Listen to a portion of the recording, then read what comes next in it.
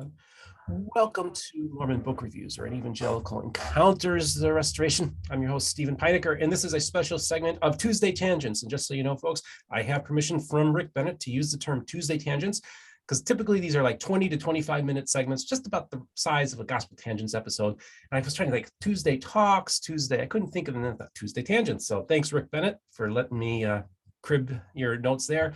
A couple of things. Merch store is open. Doing really good. Actually, you just bought a hoodie, from my understanding. So yeah, man, it's on its way too. So MormonBookReviews.com, merch store. If you want to support us on PayPal, Patreon, please. I do appreciate all those who are contributing. We're still a small channel. It's not like I'm getting rich. I'm far from it. It's basically helping cover some of the expenses. But the more contributors I have, I can get better equipment, upgrade. There's like a $1,500 Sony camera that we're looking at, but we got to get some more money in the bank before we can do that. Plus, I got to fund a trip to Sunstone next month. So very exciting. Also, just real quick, tomorrow, I'm going to be, I've rebranded my personal channel. It's going to be just called Steven Pynakker. This is going to be a second YouTube channel I'm going to do, which is going to do maybe some behind the scenes stuff for Mormon Book Reviews. So I'm going to provide a link in the description. Tomorrow will be the formal launch of the rebrand of my channel. And I also use that as a place where I can maybe talk about things that are unrelated to the restoration, but maybe I think things that are of interest to me and they might be of interest to you. So Nathan Smith, I just want to thank you so much for coming back onto the program and doing me a real solid, because I had somebody lined up and they lost their wallet yesterday. So they're going to spend the day at the DMV to get a new wallet. And so I was like, okay, well, I got to get something up. And you told me the other day, dude, if you need me for the last minute, I'm there. And I'm like, awesome, dude. So Nathan, thank you so much for coming to the program. It's always a pleasure, man. Thank you so much for inviting me. And so what this is like what we did with before. Okay, so I remember I did that series with Nathan where he would tell me a book. I didn't know what was coming on, and we would just discuss it. It's somewhat similar. This one, we got the name already, so I have a general idea. And I think we're tentatively calling it Psychoanalyzing Alma the Younger. So Nathan, tell me, what made you decide to, first of all, this is based on a paper you wrote, correct? Yeah, so back in, I think, 2018, Dialogue, a journal of Mormon thought, held their annual Eugene England essay contest. And I sent in an entry. I didn't place, but I did get an honorable mention for it, in fact. And I was really pleased with how the essay turned out. I wanted to explore Alma the Younger because he seems to be the most prominent character in the Book of Mormon, besides Christ, of course. And he seems to have a very sophisticated character development in the text. He's a very complicated character and has a very rich internal life, especially for the Book of Mormon, that it doesn't tend to focus too much on developing its characters. So I really love Alma the Younger, and the essay was really a testament to that. And what was it? What was the name of the essay again? The essay was The Inner Life of Alma the Younger, a psychoanalytic reading of the Book of Mormon. Okay, so that's cool. And what just before we get started, what kind of responses did you get from people about it? Well, as I said, I got an honorable mention, which was surprising to me. It wasn't it wasn't published in Dialogue, unfortunately, but I was really pleased that it got some honorable mentions. When I published it later on Medium on my own, I did seem to get some really positive feedback. It seems like there are people who are really hungry to not only explore the Book of Mormon in contexts maybe other than theological contexts, but people seem to respond really well to just a chance to I hate to say dig past the surface level of the text, because not to imply that others are remaining at a surface level here, but there's a depth to character development that I think is really important to explore, and it seems to have touched a nerve for a lot of people in a good way. Wow. Okay. Well, let's get to it. Tell me. Let's tell me about your what you came across, and what really maybe some insights that you were able to derive from the text that I think will be of interest to our audience. Yeah. So let me just, I guess, set the stage for it real quick, because a big part of psychoanalyzing people is understanding, or at least exploring them psychologically, is understanding their experiences, where they've been, that sort of thing. So just like a brief synopsis. So Alma the Younger, he's this very young man. He's the son of a man named Alma the Elder, who was a convert to Jesus from a very violent, very corrupt political system. Alma the Elder goes on to become a missionary. He builds these Christian communities, and he has his son Alma the Younger. Alma the Younger goes on and becomes a kind of gleeful persecutor of this community. He and the sons of King Mosiah go around and they persecute the community that Alma the Elder's built up. There's this episode though in the Book of Mormon where they're suddenly visited is maybe a gentle term. They're suddenly very, very much attacked in a way by an angel from the Lord. The text says, the angel of the Lord appeared unto them, descending as it were in a cloud, speaking as it were with a voice of thunder, which caused the earth to shake upon which they stood. So this is a very intense experience they have. The angel tells Alma all about the abuses that Alma the Younger is inflicting against his own people, against his family, and his people and his family's intimate and heartfelt pleas for him to change, essentially. The angel, is sent to convince them of the power and authority of God. The angel says, things like, "Can ye dispute the power of God? Doth not my voice shake the earth? Can ye not also behold me before you? I am sent from God." So it's this very abrupt and very brusque interruption of Alma's life as this, we could almost say kind of just a very gleeful, I think we know the personality type, the person who takes a great deal of joy in pushing back against religious people, especially I think people we perceive to be very dogmatic or maybe overly saccharine in their religion. The angel says to Alma, though, this really interesting line. They say, "Seek to destroy the church no more, that their prayers may be answered, and this even if thou wilt of thyself be cast off." And of course, this ends with one of the more iconic moments of the Book of Mormon, which is that Alma essentially slips into what I guess we could call a coma. He becomes very unresponsive, and he's left in the care of his father and his community. And in that time, he's sort of reeling in this feeling of his own sins, of his own evil, essentially. This feeling of shame, guilt, self-hatred. And then afterward, he awakens and he has this what seems like a formulaic sort of born again experience. He comes back with some phrases that we would probably expect from it. "I've repented from my sins. I've been redeemed of the Lord. I'm born of the Spirit." And he tells people, "Become new creatures, all mankind, men, women, all nations, kindreds, tongues, people must be born again, born of God, changed from that carnal and fallen state to a state of righteousness." But the thing that we want to explore here is, I think, specifically what happens to Alma between when the angel essentially visits him and he becomes unresponsive, and then when he wakes up with after his apparent born again experience. So to begin, I think we need to kind of explore Alma's unconscious self-hatred. This is something that I think that doesn't get discussed a whole lot, but there's this, when Alma is an old man, or at least, older, he's explaining this experience to one of his sons.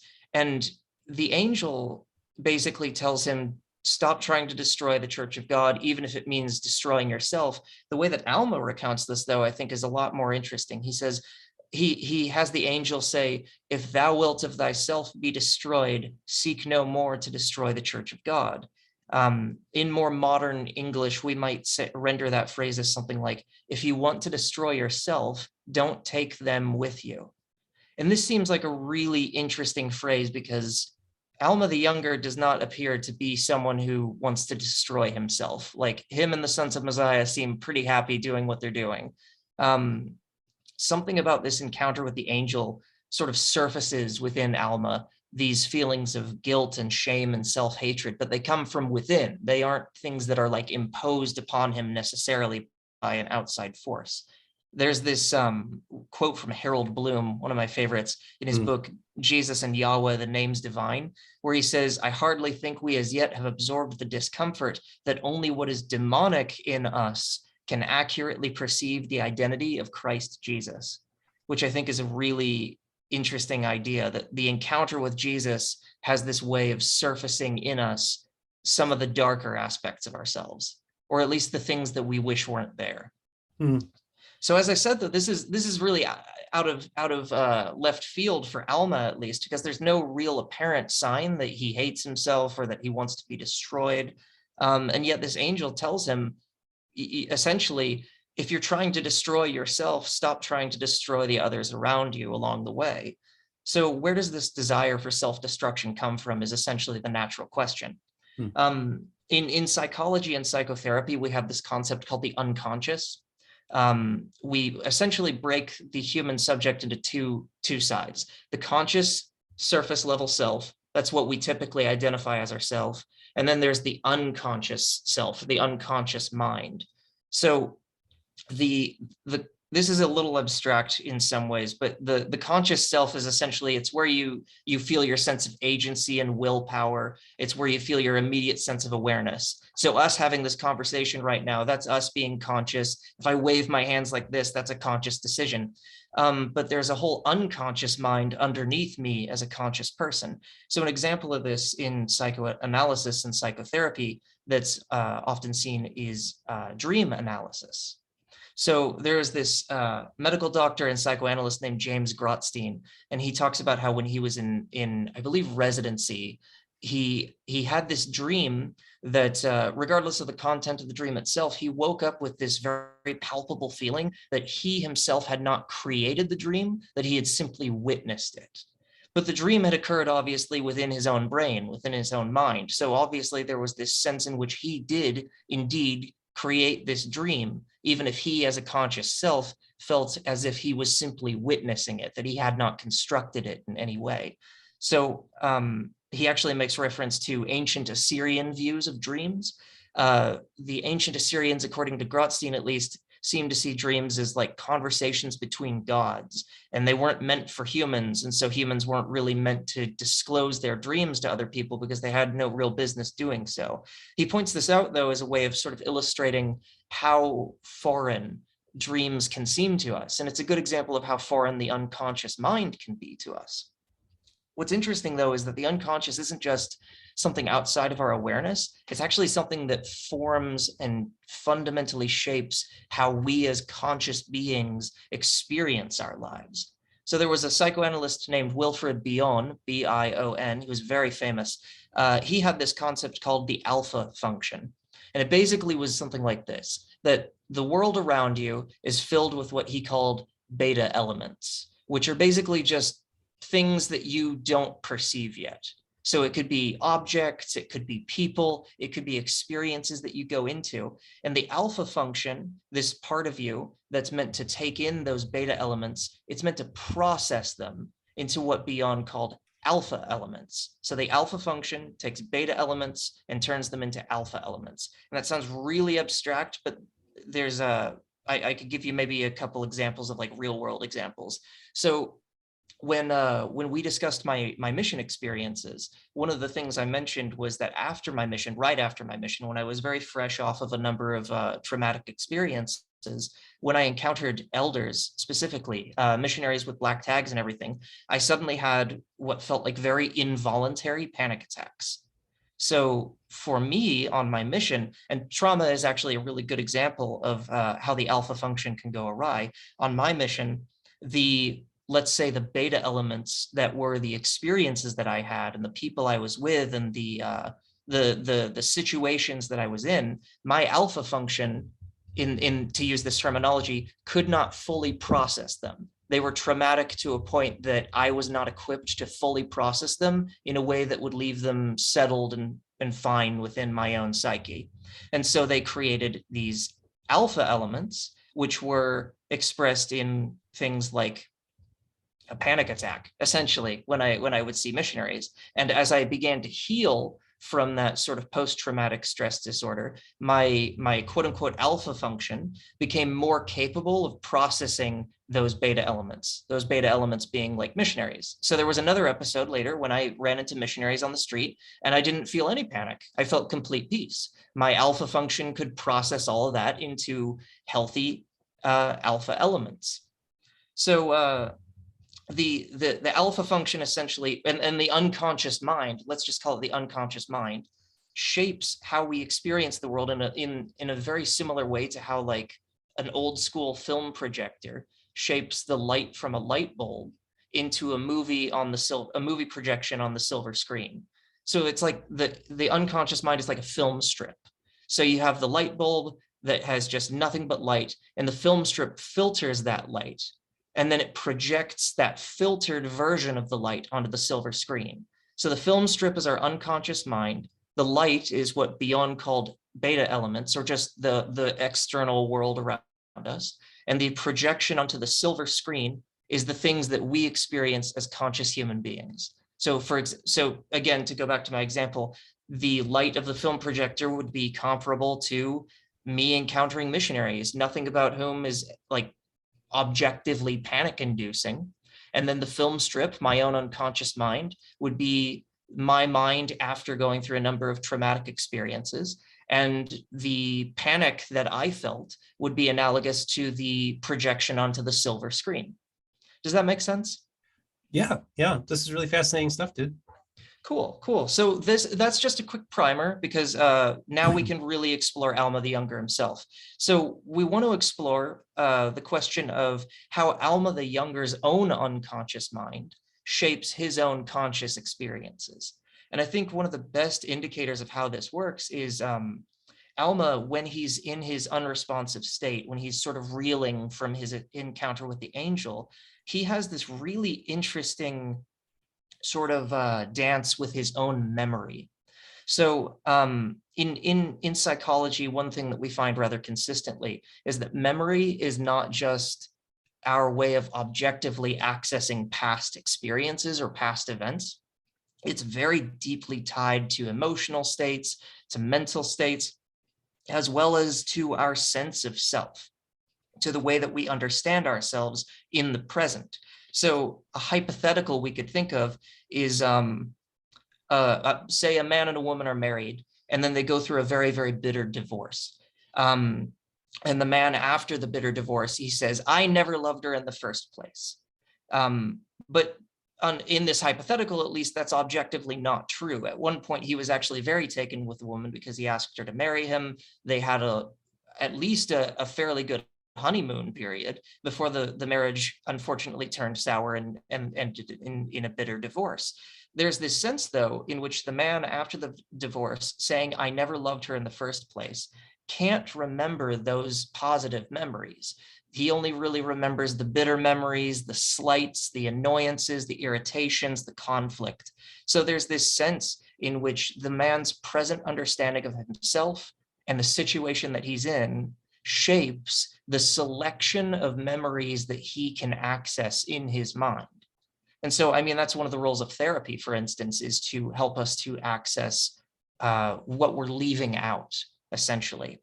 In this case, memories that we're leaving out. So this is actually a really good indication of how Alma's own unconscious mind is affecting him. So Alma's selection of memories in his unresponsive state are expressed as things like all my sins and iniquities remembered, harrowed up by the very memory of all the things that he's done. He has this tremendous weight of guilt and shame that expresses itself in numerous memories of him doing what he deems to be terrible things in the past. And he even tells us a little bit of how he understands himself at the time of his unresponsive state, when he's going through this selection of memories. He says things like, the very thought of coming into the presence of my God did rack my soul with inexpressible horror. And he wishes that he could be banished and become extinct, both soul and body, to prevent him from having to present himself to anyone else, let alone to God. So there's this intense sense of self-hatred here, to the point of wishing for self-destruction, essentially, extinction, both soul and body, as he puts it. So it's a very intense feeling here. So we can sort of see how his selection of memories and his feelings about himself go hand in hand. Now, this is the really, really fascinating bit, though, because this isn't just a deeply negative experience that Alma is having. He has, again, what I referred to earlier as essentially a born-again experience. But what facilitates that born-again experience, his transition from this deep sense of negative affect to essentially what he refers to as redemption, is remembering a memory that he hadn't accounted for, a memory that doesn't fit into his current understanding of himself as worthy of destruction, extinction, of exile from God and from other people. He says, at least in the text, I remembered to have heard my father prophesy unto the people concerning the coming of one Jesus Christ. So Alma, just a little context, he lives prior to the lifetime of the historical Jesus. And in the Book of Mormon, the Nephites, Alma's people, they anticipate Jesus coming. They look forward to it. Their prophets and religious leaders speak about it frequently. And Alma the Elder, Alma the Younger's father, was one of those prophetic figures who would often speak about Jesus. And he has this memory that comes back of his father preaching about that same Jesus. And it has this interesting effect because it disrupts Alma's sense of self-hatred. There's this cascading effect. For some reason, this memory, this one memory of him of his father preaching a sermon about Christ, essentially disrupts Alma's selective memory and overwhelms it with what Alma calls marvelous light, which is an interesting term, because I think a lot of times people conceptualize encounters with Jesus as a kind of cleansing, a kind of ridding of something internal to yourself from yourself. But Alma chooses to call it a marvelous light, which is, as you might imagine, it's something that reveals things within yourself. It reveals what's in the shadows. It lights up dark corners and makes things that were hidden apparent. It doesn't really get rid of anything. It makes everything apparent. And Alma says that the result of this is that my soul was filled with joy, as exceeding as was my pain. So the big question is how remembering one sermon, ostensibly just one sermon about Jesus, so thoroughly disrupts not only Alma's current understanding of himself, which is a very negative sense of self, but also his very selective memory, namely just all these moments in which he feels like he's messed up. And I think that the way we could summarize that essentially is that Christ for Alma functions as something like a healing gaze, or we might even say a healing consciousness. So Christ introduces a light into Alma. And by a light, I don't mean anything like metaphysical. I think it's actually quite straightforward. It's a clarity. It's a revelatory sort of experience. So if Alma is lost in selective memory, introducing light means filling out Alma, making him a more robust person rather than a person who's simply stripped of his sins. So in this case, he remembers a memory he had left out. So it's interesting because the Book of Mormon has this somewhat ironic phrasing that when it refers to redemption, sometimes it calls it something along the lines of having one's garments washed white in the blood of the Lamb. And that's really interesting because, as I said, cleansing is not what I see personally in the text here, as in removing something from Alma. But I don't think the Book of Mormon really thinks of cleansing in that way either. I think it thinks of cleansing in this very ironic image. I mean, when was the last time you washed something white by putting blood in it? You know what I mean? Mm-hmm. There's this paradoxical statement that you're removing stains by further staining this cloth with something of Jesus, Jesus's blood, or Jesus's very essence. There's something about Jesus, this essential feature of Jesus, that cleans you and suffuses you and heals you. And I think, as I said, I think that that's what Alma is experiencing here. I realize I've said this a couple times, but I think this is the point I really want to bear in on here, which is that Alma is not cleansed. He is seen by Jesus, by a being who loves not only in an absolute and unconditional way, but in an informed way. So in the Book of Mormon, and forgive me, I'm not super familiar with other movements that descend from Joseph Smith and claim the Book of Mormon. I'm most familiar with the Latter-day Saints, but in the Latter-day Saint tradition, whether we tend to focus on Gethsemane or the cross itself, or maybe the total way of suffering itself, there's this sense in which Christ in that time experiences not only all of human sin as essentially as its victim, but all of human suffering itself, including death. So Jesus essentially lives all of our lives and all of our deaths. in this very intimate way.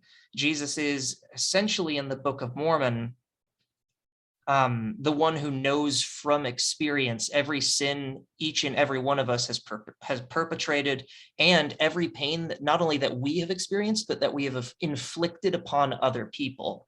All of the, essentially, as I put it here, all of our truths that we wish weren't true and spend much time and energy trying to pretend aren't true or aren't there at all.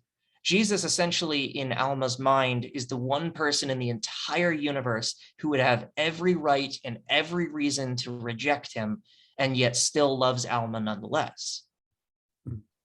So that's essentially what I mean when I refer to Christ as a healing consciousness. Christ is essentially this conscious being, this being who is 120% conscious of every last thing about you, every good thing, every bad thing, everything in between, everything outside that dichotomy. He's the one he's this perfectly innocent, perfectly righteous person who, if he rejected you, would be completely justified. And yet, instead of rejecting you, he says, I love you entirely, not despite, not because you might become something else, but just as you are. And that seems to be the kind of encounter with Christ that Alma has.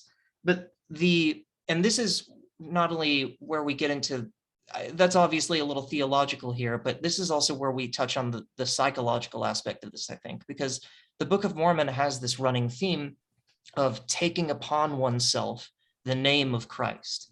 And Alma, in fact, after his conversion experience, he says to a crowd of people, I say to you, can you look up at the last day with a pure heart and clean hands? I say to you, can you look up having the image of God engraven upon your countenances? And in Alma chapter 7, he's preaching to a city of people. And this is a really interesting thing that I've never really heard anyone mention in Book of Mormon commentary.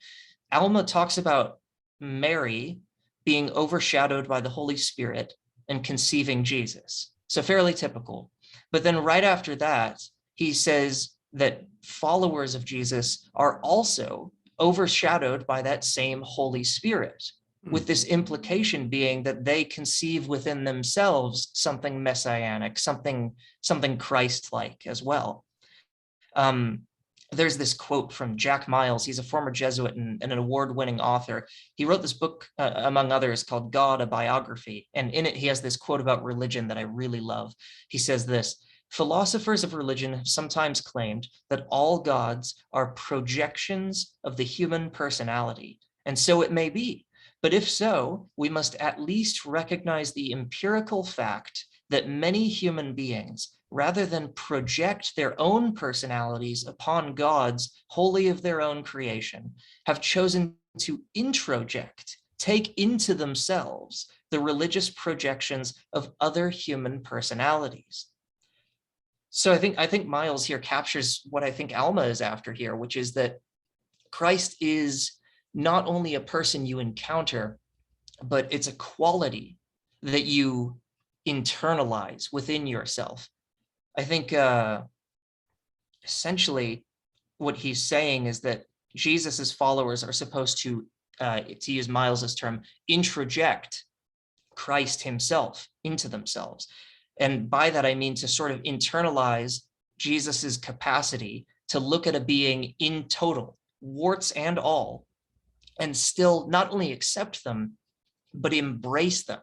Like I said, not despite anything, and not because they might get better in the future, but just as they are. The Book of Mormon has a term for this. It says, Moroni refers to this as the pure love of Christ. Pure, I think, in this sense, as there are no conditions, there are no requirements, there are no terms to meet, and there's obviously no terms to fail to meet. It's simply pure love, which I think we could probably compare to Paul's concept of charis or grace, or even agape, this sense of God's own unconditional love for the people, for God's children. So there's this capacity that Alma wants his listeners to develop, because he doesn't want them to just be people in relationship with Christ, though that is obviously a pivotal thing for Alma, but in that relationship to develop within themselves the capacity to not only grant themselves the same grace that Christ grants them, but that they can grant to others and to life around them in general that same kind of grace, to develop a sort of, we could even say, just sort of psychological skill, an openness.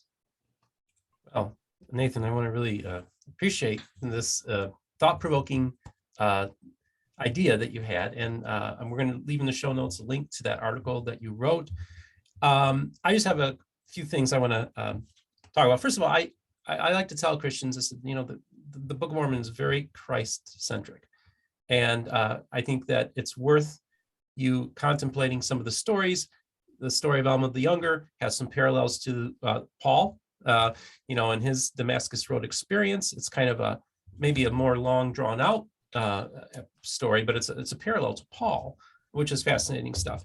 I just thought, it's been a little over a year now since you and I have been conversating, and then I had you on the program when we did the PTSD and in the mission field, and I just want to know, how is Nathan Smith doing over the past year? How you been doing? I think I've been doing pretty great, man. Thank you for asking. It's been the past 12 months have been very busy.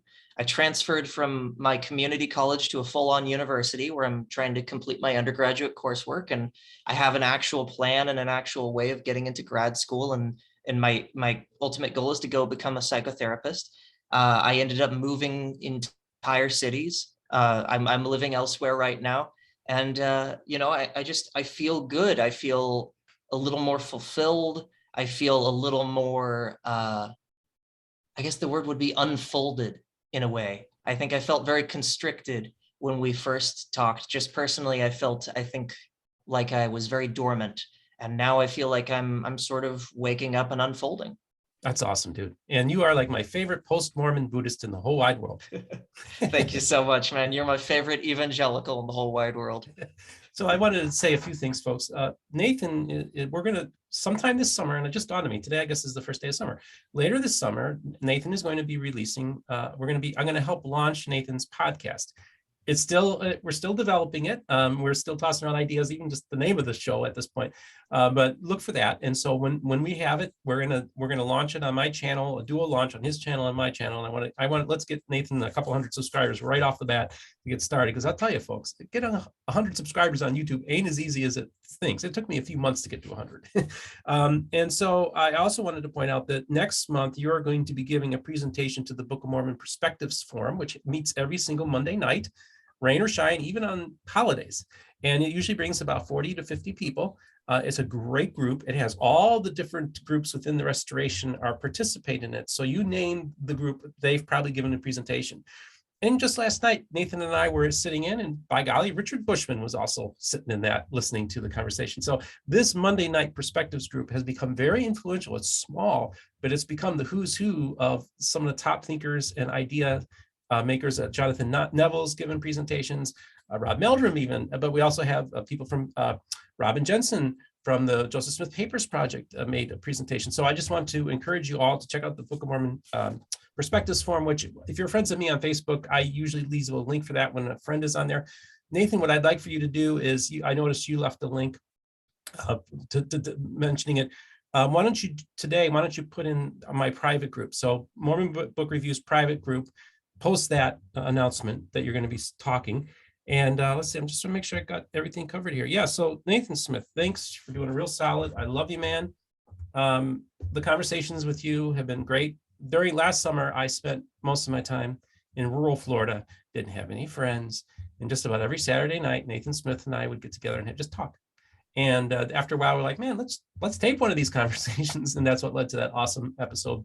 Also, folks, Casey Kern did do a presentation about blood atonement in the Book of Mormon. And he talks about some of the same things that you had mentioned to that. So I just wanted to encourage people to watch that. So I'm blabbering. Thank you so much, folks, for doing the Tuesday Tangents. Nathan Smith, thanks for coming back onto the program.